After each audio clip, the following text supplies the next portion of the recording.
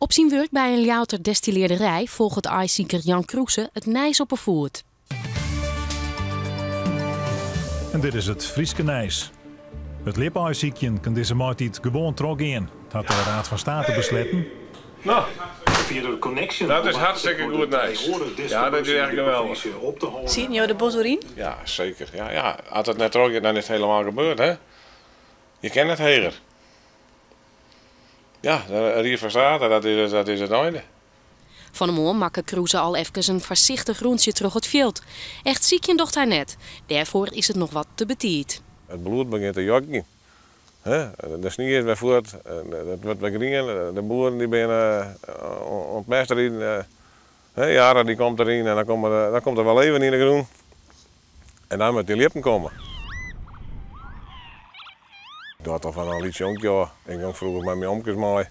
Want mijn huid hier zelfs net zo vol mee. Maar mijn omkes wel. En ja, dan ga je mee en dat wordt een deel van je leven. Is het een hobby of is het meer dan een hobby? Ja, het is meer dan een hobby. Je hebt mooi een hobby wijzen, maar voor een aantal mensen. Maar voor u is het leven gewoon. Maaitijd betekent gewoon voor u aasjiekje, nijswaardigje, de natuur in, visje, noem het maar op. Hoe zijn de omstandigheden dit hier? Nou, het is hartstikke prachtig. De sneeuw die is goed en ja, je ziet zelf, het lijkt wetter, de jaren zitten er groen in, de temperaturen zijn goed.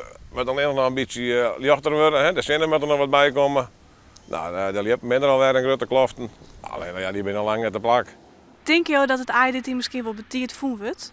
Oh, dat zou wat bloot. Misschien dat er volgende week nog wel wat frost komt, maar als het zou bloot, nou, dan gaat het wel de goede kant op. Maar het kan volgende week zo raak worden. Het is maar kijken wat het waard had.